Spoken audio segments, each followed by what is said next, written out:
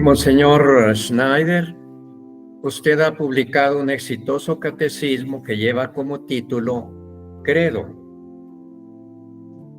para que lo vean todos. La primera edición creo que fue en inglés, ¿verdad? Sí. Luego se han hecho traducciones al alemán, al francés, al italiano, al español y no sé a cuántas otras lenguas más. Todo un éxito editorial para un catecismo en un mundo que se desentiende cada vez más del tema religioso. En español, primero se publicó en España y ahora ha aparecido una edición en México, lo cual hace que lo podamos adquirir a un precio más accesible. Aquí nosotros en Chihuahua vamos a tratar de difundirlo lo más que podamos. Ahora le hago la primera pregunta. Habiendo actualmente tantos buenos catecismos, entre ellos en primer lugar el Catecismo de la Iglesia Católica, publicado por San Juan Pablo II, ¿por qué se le ocurrió publicar un nuevo catecismo? ¿Responde esta iniciativa a una situación especial que está viviendo hoy la Iglesia y que a usted le preocupa? Sí, se puede decir así también, mas hay también un motivo objetivo, porque el catecismo oficial llamado de la Iglesia Católica fue publicado hace 30 años. Entonces, en este periodo del tiempo surgirán nuevos problemas y preguntas que debemos responder. Por ejemplo, toda esta temática de la ideología del género, o el gender ideology en inglés, se dice, y después la problemática también del falso ecologismo, de la nueva religión pagana, Pachamama culto, de New Age, de sectas, y también yo consideré una importancia de tratar el tema de la masonería en un catecismo que no fue tratado en otros catecismos a mi conocimiento. Y después también surgieron nuevas preguntas y problemas de la crisis actual de la Iglesia, se manifestaron, como sabemos, en estas pasadas décadas, los problemas de la comunión de los divorciados, conectados con el documento Amoris Laetitia, la promoción de homosexualidad en la Iglesia. Debemos hablar sobre estas cosas que en una forma concisa, clara, también usando la voz del magisterio, de los santos, de los padres de la Iglesia. Y también algunas afirmaciones no tan claras, a veces ambiguas, incluso en algunas expresiones del Concilio Vaticano II o de los problemas objetivas de deficiencias de la reforma litúrgica, por ejemplo, de la misa, que sin hacer polémica, más se debe decir con reverencia algunos defectos que existen y no podemos esconder esto. Debemos hablar la verdad con caridad, más también con honestidad y sinceridad. Todo esto pues indica una penetración preocupante del relativismo en la Iglesia, ¿verdad? En la teología, en la manera de interpretar la Sagrada Escritura. Es una manera de interpretarla más bien de tipo modernista, teniendo más bien creyendo que es se interpreta según los sentimientos de cada época y no tanto como una palabra de Dios definitiva. Su respuesta me ha hecho pensar que todo catecismo y toda presentación de la fe cristiana debe tener una cierta orientación apologética, ¿no es cierto? Porque no basta exponer la fe católica, sino también mencionar expresamente los errores que se oponen a ella, porque muchas veces la gente no es capaz de relacionar una cosa con la otra, o sea, la verdad con los errores que se difunden. ¿Tiene su catecismo esta orientación expresa intencionalmente?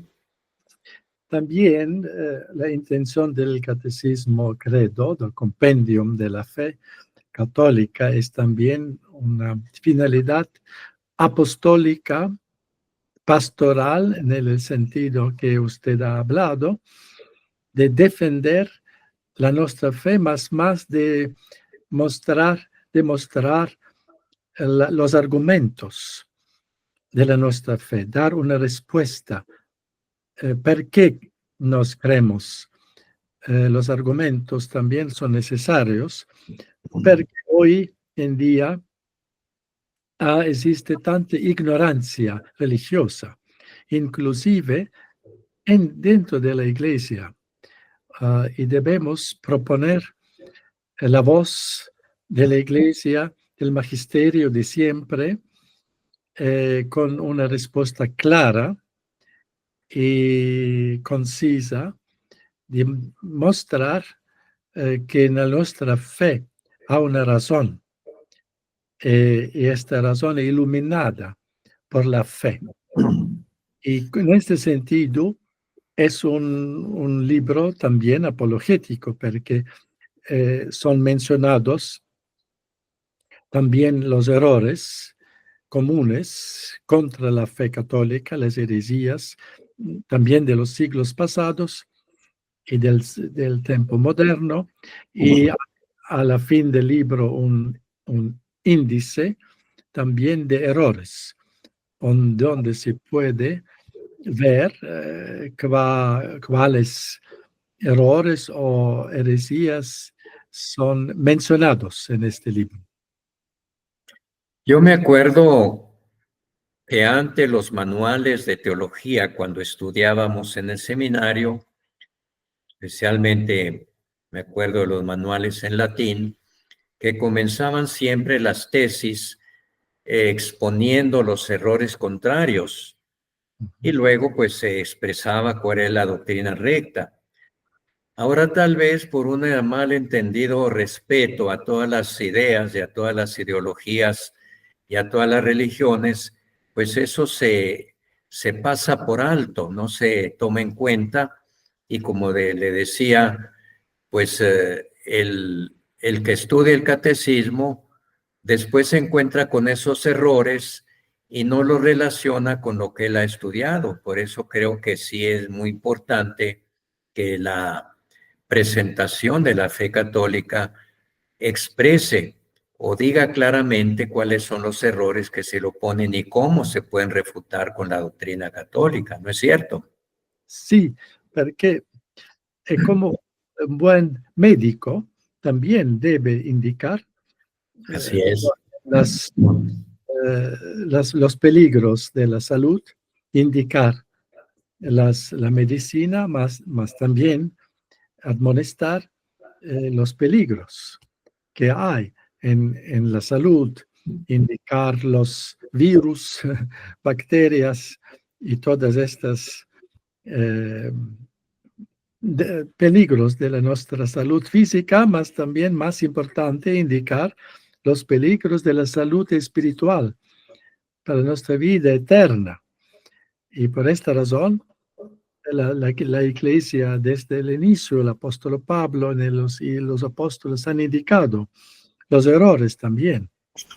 Ya en el Nuevo Testamento, y los padres de la Iglesia desde el inicio los padres apostólicos, que eran discípulos inmediatos de los apóstoles, ya indicaron claramente los peligros de la fe, indicaron con nombre los heréticos. Mismo San Pablo ha indicado algunos nombres, Claro. sus libros, epístolas, y San por eso Juan. San Juan también, y Sí, por esta razón debemos ser realistas, que vivimos en una realidad marcada del pecado original. Yo pienso que hoy esta tendencia de olvidar la realidad del pecado original y de las consecuencias del pecado original, de una de las grandes consecuencias del pecado original es la obfuscación del intelecto. Entonces, este peligro también de errores en nuestro intelecto, la tendencia al error intelectual es una consecuencia del pecado original que opera. Y con la gracia de Dios, y esta es la misión de la Iglesia, de sanar esta consecuencia del pecado original, de la ignorancia, del error, por la luz de la fe. ¿No ve usted hoy una peligrosa tendencia a separar la caridad de la verdad, la ortodoxia de la ortopraxis, la fe de la vida? eh, Cosa que el Papa Benedicto XVI tenía mucha preocupación de mantener unidas esos dos aspectos de la fe, el dogma y la moral. Y ahora pues se insiste en que basta amar mucho, llevar una vida correcta y no tanto insistir en la verdad. Pero si la moral se desliga de la fe, pues acaba por no tener una base segura, ¿no es así? Claro que no debemos separar esto, como no podemos separar l'alma y el cuerpo. Son una unidad, o la naturaleza y la razón, la naturaleza y la gracia. Lo católico es siempre la síntesis, una unidad. Y las heresías siempre separan y a este extremismo. Y nuestro Señor habló en el Evangelio: ¿quién me ama? Me ama aquel quien observa mis mandamientos. Él me ama. No solamente que dice Señor, Señor. La fe puede tener la fe. Mismo nuestro Señor habló que surgirán y dirán que tenemos predicado en tu nombre, tenemos hecho los milagros en tu nombre. Y nuestro Señor dirá: non os conozco, porque no han observado los mandamientos de Dios. Y esto es el amor. El amor a Dios se manifiesta en la recta fe, en la recta forma de vivir, porque esto es inseparable.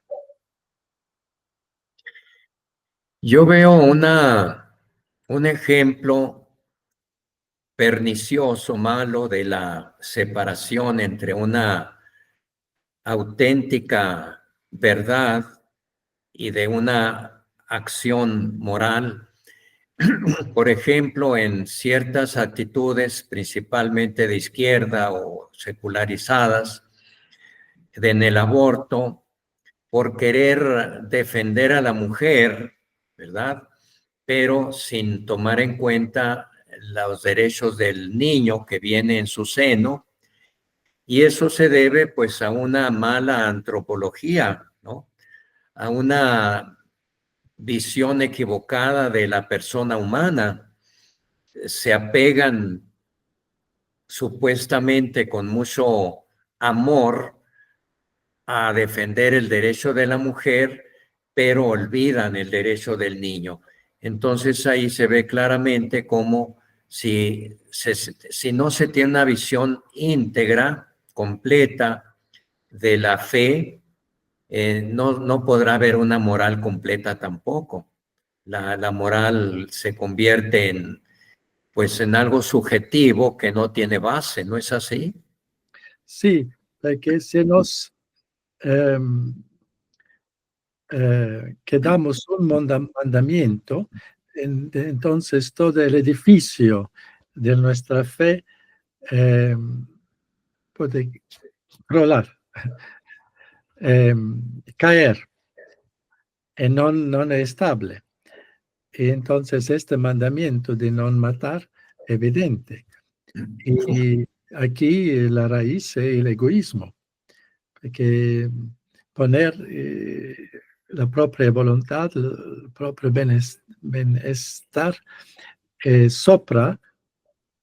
sobre la vida del niño, que es una ceguera espiritual que el pecado, el vicio, puede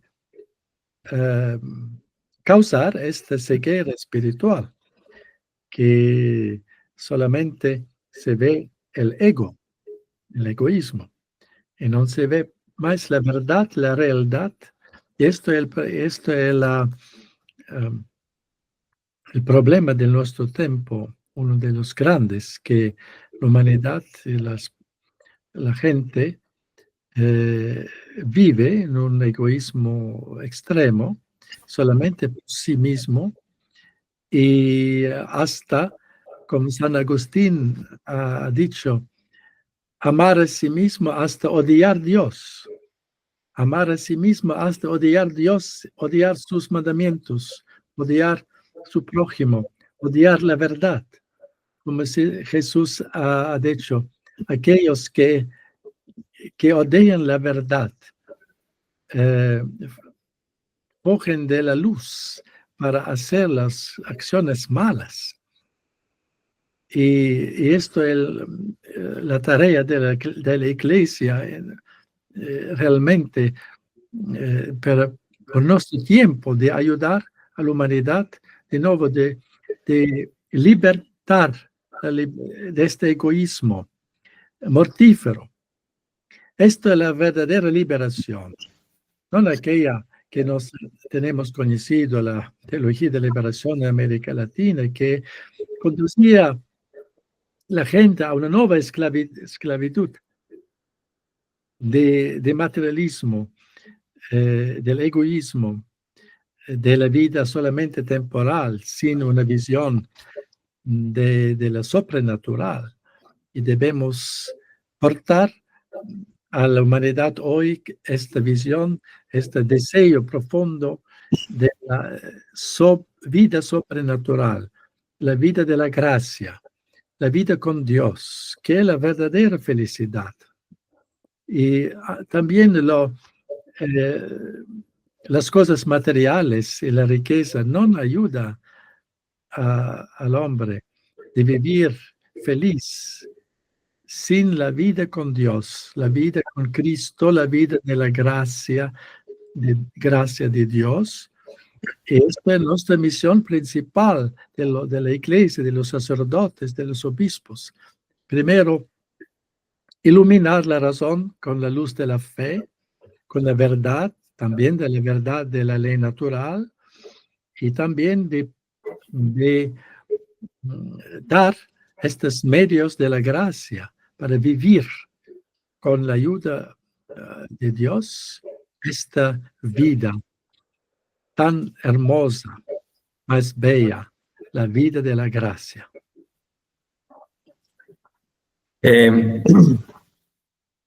¿No ve usted como uno de los graves peligros, aunque ya ha mencionado usted los errores que más se difunden actualmente al interior de la iglesia, pero uno especialmente grave es la relativización de Jesucristo como único Salvador?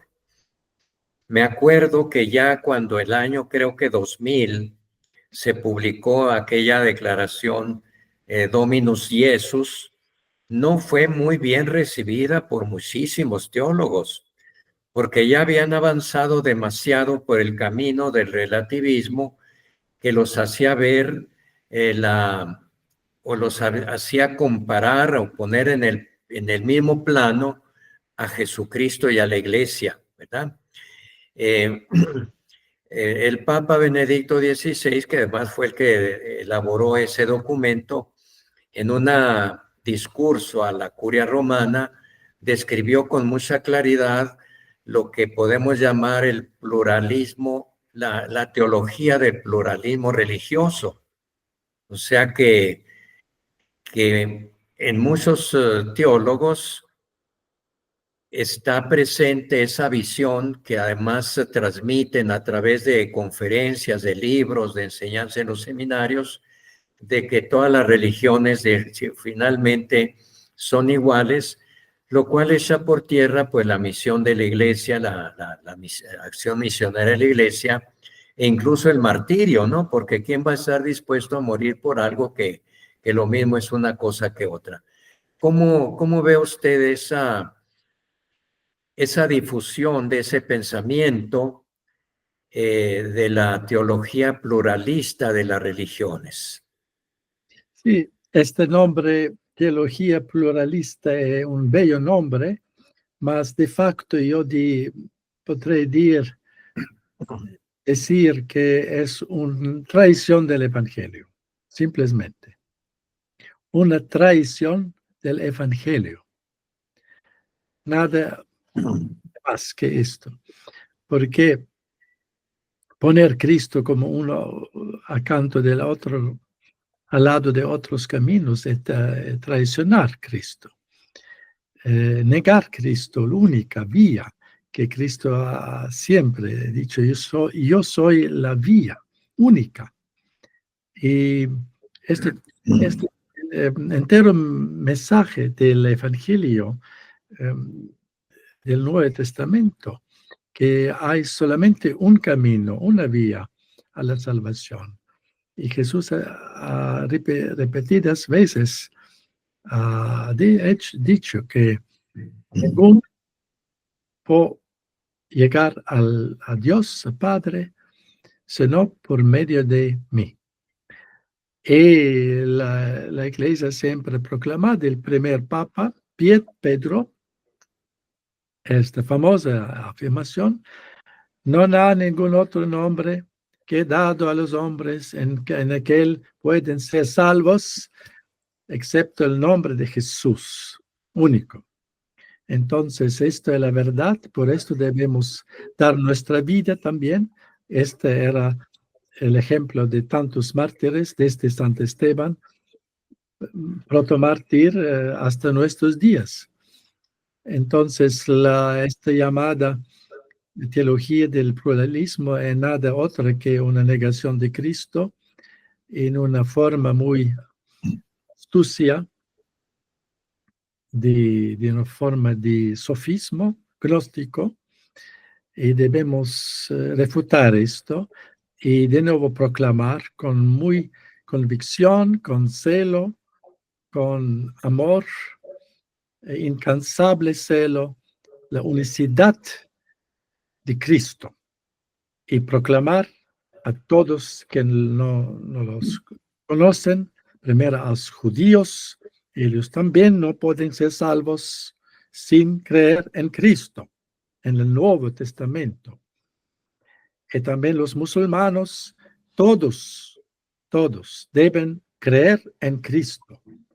Y nos debemos portar a él, la fe católica, claro, con amor, sin fuerza, mas con la fuerza de la convicción, del amor, porque portar la verdad de Cristo único Salvador, de que ellos pueden conocer Cristo y vivir en Él, es el mayor gesto de amor al prójimo. También, y no solo es claro un mandamiento de Cristo, nuestro deber de proclamar el Evangelio, en más también no solamente una orden explícita de Cristo, mas también de nuestra parte una demostración especial del amor al prójimo. Si nadie se salva sin recorrer ese único camino que es Cristo, podemos pensar, como lo ha repetido siempre la doctrina oficial de la Iglesia, que habrá personas que no son de la Iglesia Católica, ni siquiera del cristianismo o de otras iglesias, sino de eso que llamamos en general las religiones no cristianas, que se salvan, cómo llegan a vincularse con Jesucristo para poder salvarse. Porque según la Iglesia sí hay gente que se salva en esas religiones, pero por otra parte afirma que nadie se salva sin estar vinculado a Jesucristo. ¿Cómo se vincula ellos de alguna manera a Jesucristo? Sí, yo diré no decir que ellos se salvan en estas religiones, no se salvan en estas religiones no cristianas, mas a pesar de estar en estas religiones. A pesar. Porque se salven solamente por el sangre de Cristo, por la gracia de Dios de Cristo. Mismo sin saberlo, mas es una vía extraordinaria de salvación que solamente Dios lo sabe. Y no sabemos cuántas almas pueden salvarse por medio de este camino extraordinario. Solamente Dios sabe. Y por esto debemos proclamar a Cristo explícitamente. Debemos conducir estas almas no cristianas a Cristo. Por ellos también pueden haber felicidad ya aquí en tierra de conocer su Salvador, su Dios encarnado, y vivir en la gracia ya aquí, antes de morir. Mas debemos siempre decir que se salven a pesar de estar en estas condiciones de las falsas religiones.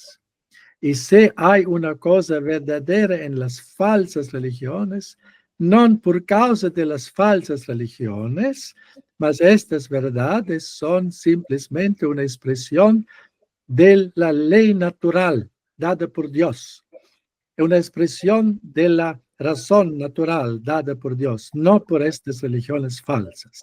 Por esto, y Dios lo sabe, cuántas almas inocentes hay en estas religiones no cristianas, solamente Dios.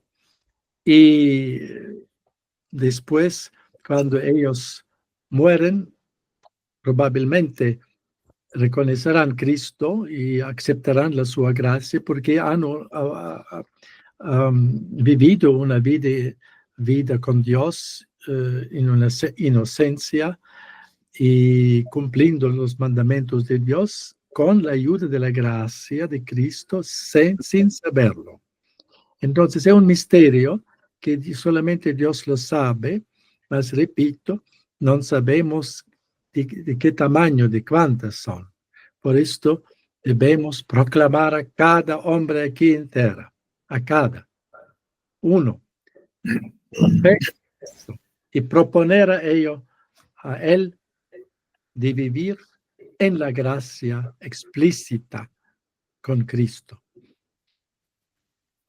Tal vez esa idea de que todas las religiones son camino de salvación se liga al hecho de pensar que la salvación está asegurada para todos de una manera absoluta. O sea que por el solo hecho de haberse encarnado el Verbo eterno, ya todo hombre está vinculado a él y se puede salvar.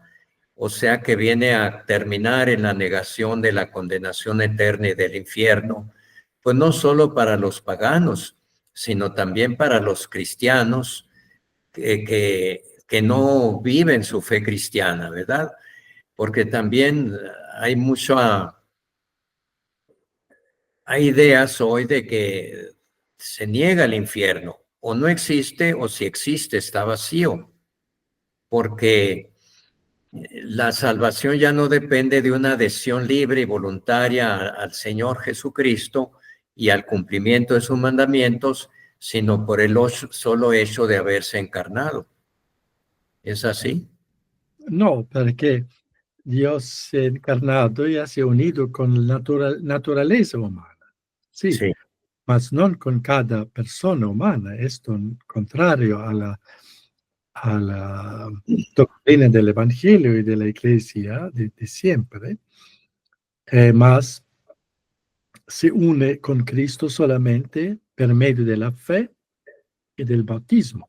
Se debe renacer, como Cristo ha hablado con Nicodemo, se debe renacer. Quien no renace dice Cristo, en la agua Espíritu Santo, no puede ver el reino de Dios.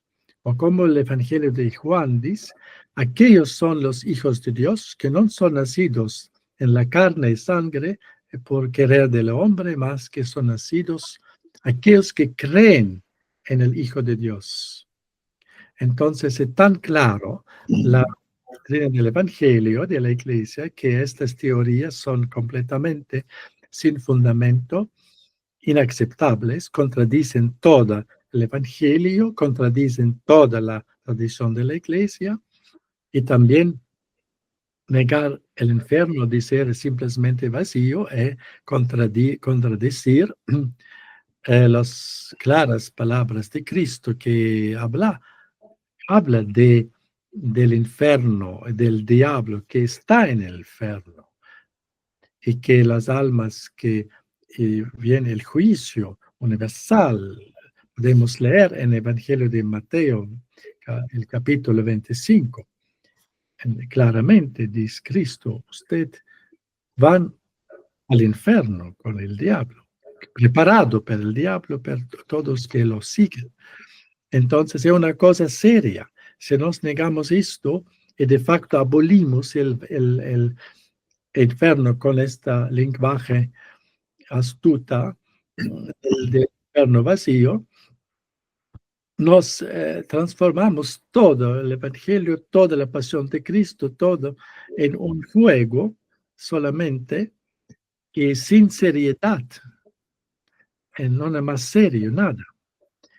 Y entonces esto contradice todo el Evangelio y la dignidad humana también, porque Dios nos ha dado la libertad por tener en cualquier modo un respeto, que Dios ha un respeto de la libertad del hombre. Y por esta razón de la libertad, también Cristo, toda la drama de la pasión de Cristo, del sufrimiento, del sacrificio de la cruz, todo este drama talmente serio, non sería más comprensible con una negación del infierno o del sofisma del infierno vacío. Es solamente una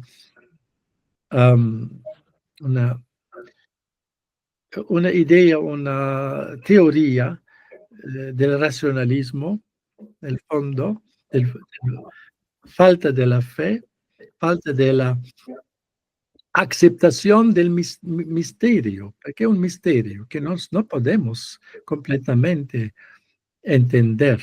El misterio del mal, el misterio de la libertad humana, el misterio de la posibilidad de la condenación eterna, es un misterio también que debemos aceptar con fe y humildad.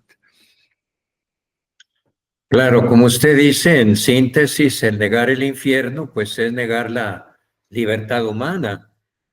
Y de manera que todo mundo terminaría salvándose incluso en contra de su propia voluntad, y eso rebaja al hombre, ¿verdad?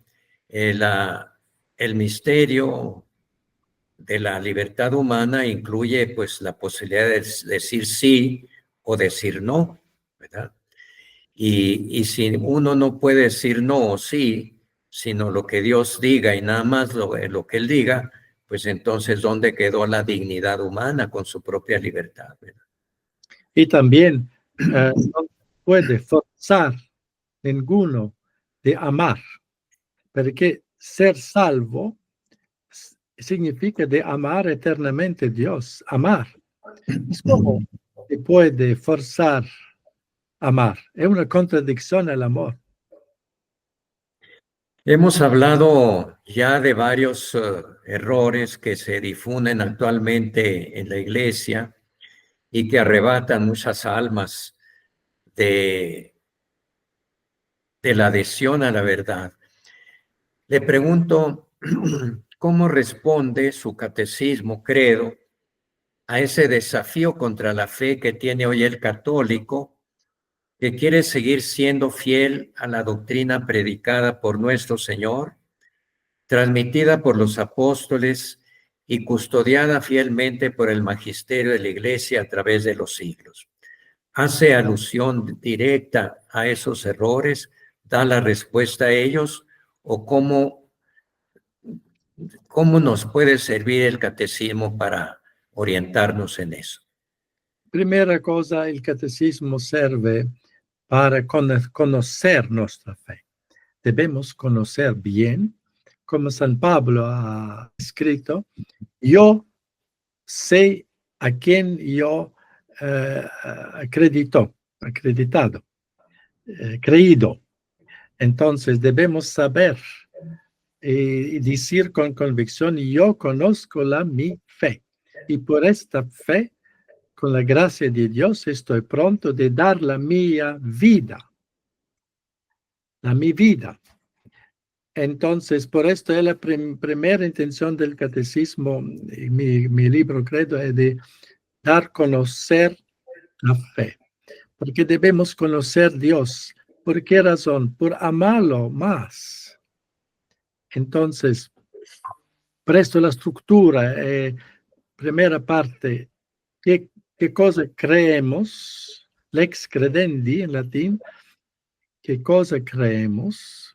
La base, il fondamento è la fe, il conocimiento della fe. Non è un conocimiento natural o conocimiento científico o gnóstico, no. È un conocimiento iluminado por la fe, la gracia de la fe, la luz de la fe, sobrenatural.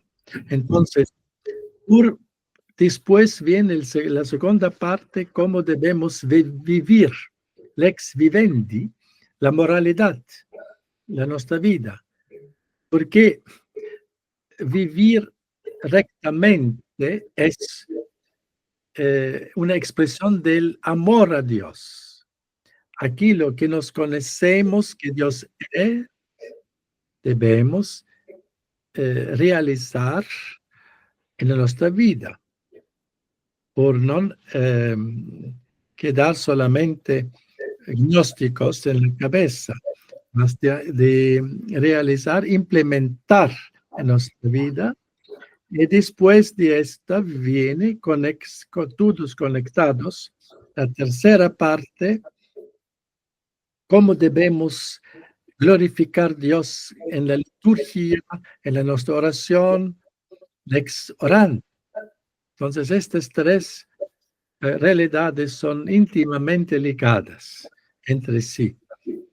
Y claro que en todas estas áreas debemos también indicar los peligros, los errores, para proteger los fieles de los peligros que deben evitar, como un buen pastor que en sus ovejas debe también indicar buenas plantas, que no comen plantas malas, que son un peligro. Por esto es la tarea de la iglesia, del magisterio, de los obispos, especialmente, y después de los sacerdotes como colaboradores de los obispos y también de los catequistas, padres y madres de familia de indicar estas plantas buenas, la comida espiritual de las almas, de las ovejas, para crecer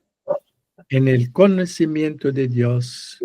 Si conocemos la fe siempre más, yo pienso como efecto debe ser, nos impulse de amar más a Dios, que nos impulse de querer más rezar.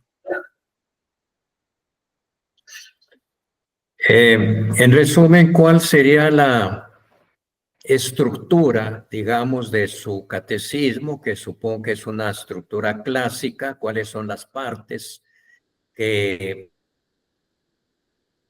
cuáles son sus características desde el punto de vista pedagógico?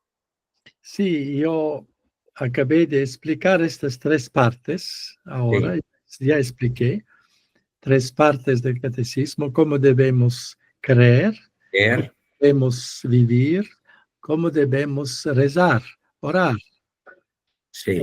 Y todo en la forma de las preguntas y respuestas breves, como el método clásico del catecismo, que es más pedagógico, que se puede memorizar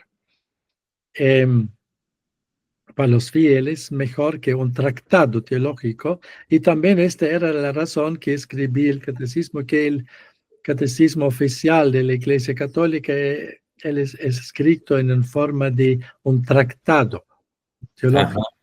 Y que también el estilo, método a veces es difícil para los fieles simples de entender. Y por eso prefiero breves respuestas con algunas indicaciones en las fuentes que pueden después leer, que quien quiser, más esto es más pedagógico y ya experimentado en los siglos pasados con buenos frutos. Sí, de hecho, cuando Juan Pablo II publicó el catecismo, algunos obispos le dijeron, esto está muy pesado para mucha gente sencilla, y entonces mandó a hacer un compendio precisamente con preguntas y respuestas, ¿verdad? Sí, más el compendio publicó después Papa Benedicto XVI. Así es. Sí, y más es muy breve.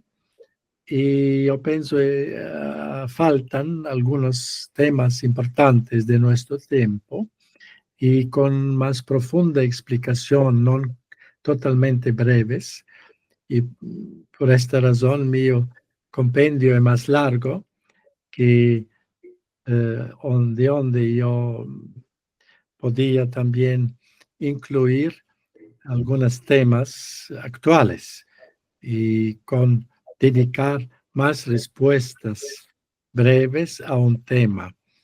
Por ejemplo, dediqué una página entera con 10 o más preguntas a la masonería, por ejemplo. Sí. No solo y también a la New Age o al pentecostalismo, a la gender ideología, etcétera. Muy preguntas para más dar argumentos de también apologética en este sentido también. Sí, como usted dijo al principio, pues en el ínterim, entre la publicación de esos catecismos y la vida actual, pues la vida del mundo y de la iglesia ha cambiado mucho por la aparición de muchas nuevas corrientes o peligros o ideas que hay que tomar en cuenta. Un catecismo como el de San Cirilo de Alejandría o la Suma Teológica de Santo Tomás, el catecismo romano, el catecismo de Juan Pablo II, pues la doctrina es la misma, pero que responden cada uno también a su entorno, a su contexto histórico, ¿verdad? Sí, claro, porque tenemos hoy otros temas que el San Cirilo en cuarto siglo o San Tomás en el siglo XIII, más en los dogmas centrales como la divinidad de Cristo, la Trinidad, la eclesiología, la Eucaristía, el sacerdocio, y las cosas morales, son siempre la misma fe, la misma doctrina, y debemos responder a las preguntas actuales y crisis con la fe de siempre, con la base, con los principios inmutables del dogma de la moral. Responder a, por ejemplo, la unicidad de Cristo, único camino. Debemos responder hoy a este peligro de esta teología así llamada pluralista, o a este muy falso método de diálogo interreligioso que también se practica infelizmente en la vida de la iglesia de hoy, que relativiza la unicidad de Cristo. Y como ejemplo, más debemos responder con esta doctrina de siempre de la unicidad de Cristo, y que todas otras religiones no son queridos por Dios por nada, mas Dios lo ha permitido como nuestros pecados para nuestra purificación, para que nos seamos más firmes en la fe, en la virtud. Una cuestión práctica. ¿Tiene usted noticia de cómo se está utilizando su catecismo, por ejemplo, en parroquias, en comunidades, para aprovecharlo mejor? ¿Alguna sugerencia para nosotros? No solo una lectura individual, sino cómo utilizarlo en grupos. Non poseo una sobrevisión aquí lo que se hace con este libro en otros países, mas ya yo sé que se usa también en clases de catecismo por los adultos, por ejemplo, una reunión de catecismo para adultos con una sistemática lectura y después explicación ulterior del catecista o del sacerdote. Algunos usan esto también, y también en algunos programas religiosos de YouTube, canales, usan mi texto para leer al menos esto, una posibilidad. Sí, entonces pueden usarlo como quieren para mejor difundir la verdad tan hermosa de nuestra fe católica y iluminar tanta ignorancia religiosa en nuestros tiempos, de también confirmar las almas que son en dubios o en ambigüedad con la firmeza y claridad de nuestra fe. Sí, tal vez, pues, captando cuáles son las inquietudes que tienen los católicos en cada lugar por causa de ciertos errores que se difunden más allí, y hacer ver dónde el catecismo responde a ellas, ¿no es cierto?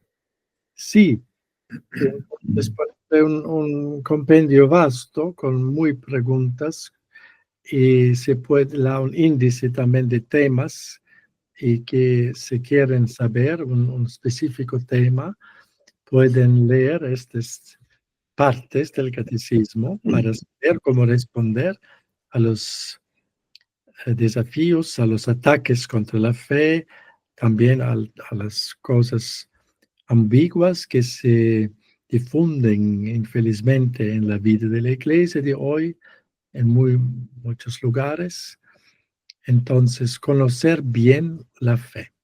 Esto es muy importante, y consideré esta obra como una obra de mi caridad pastoral para las almas, que mi deber como obispo debía hacer esto con mi deber episcopal, no solamente enseñar a las almas de la mi diócesis, mas hoy vivimos, porque somos una familia grande la Iglesia Católica, no podemos solamente pensar yo o la mía pequeño rebaño y pronto nada más, mas debemos tener esta caridad, solidaridad con otras almas que quieren saber la verdad también dentro de la iglesia y que felizmente da parte de la jerarquía no reciben tanta clareza, tanta confirmación. Por eso debemos ayudar unos a los otros en este tiempo difícil. Una pequeña curiosidad. ¿Está también ya traducido el catecismo a la lengua que ustedes hablan allí donde vive? Sí, está ya traducida en ruso, mas debe ser aún corregido y publicado, espero, durante este año. Será publicado en lengua rusa. Recientemente fue publicado en lengua polaca en Polonia, Sí. y así se difunde con otras lenguas también. Para cerrar con broche de oro, puesto que ya lo hemos cansado casi una hora de plática, ¿qué importancia le ve usted a la devoción a la Santísima Virgen María como una protección contra las herejías y los errores que hoy se difunden? Yo sé que para muchos conversos al principio, sobre todo el protestantismo, la Virgen María constituía un obstáculo especialísimo, pero después que comprendieron cuál es la verdadera doctrina de la Iglesia, pues encontraron en la Virgen Santísima pues una clave, digamos, para interpretar toda la fe cristiana, sobre todo a partir del misterio de la Encarnación. ¿Cómo nos puede ayudar hoy la devoción a la Virgen Santísima? Sí, la Virgen Santísima, aquel bello título, tú sola has vencido todas las herejías del mundo. Es una antífona de la liturgia tradicional, Sí. del breviario tradicional, que decía, sola interemisti omnes hereses in mundo, universo, gaude Virgo María, alégrate, oh Virgen María. Entonces, Sicutatis ordinata. exactamente. La Madre de Dios, la Madre de Cristo, no se puede separar el Hijo del Madre, es contra la naturaleza y aún más contra la orden sobrenatural de la encarnación que Dios nos ha establecido, y contra el último gesto de amor del nuestro Redentor muriendo en la cruz, que ha dado, entregado su madre, último don que él nos ha dado, la sua madre. Y por eso no se puede ser un cristiano verdadero sin aceptar María como su madre, con ya decía el Orígenes, el escritor eclesiástico del segundo tercer siglo. Y todas las generaciones, Nuestra Señora ha dicho, me proclamarán bienaventurada, y todas las generaciones cristianas. Entonces, es tan evidente que no podemos vivir sin un amor, devoción filial a Nuestra Señora. Aquello que podemos mismo aplicar esta palabra divina, aquello que Dios ha unido, el hombre no separe en este sentido. Y Dios ha unido Cristo y María como madre, hijo, y Dios ha unido María con los otros, con nuestros hijos espirituales, que no se puede separar esto. Y como decía un axioma cristiano antiguo en latín, servus Mariae numquam per ibit. Un siervo de María, un hijo de María, jamás puede perecer, perderse jamás. Sí. Entonces, todo siempre con Jesús y María. Esto debe ser en nuestra boca siempre, en nuestro corazón. Jesús y María. Inseparable. Pues Monseñor no sabe cuánto le agradecemos por esta hora que nos ha dado generosamente. Vamos a tratar aquí en Chihuahua, al menos en algunas comunidades como la mía.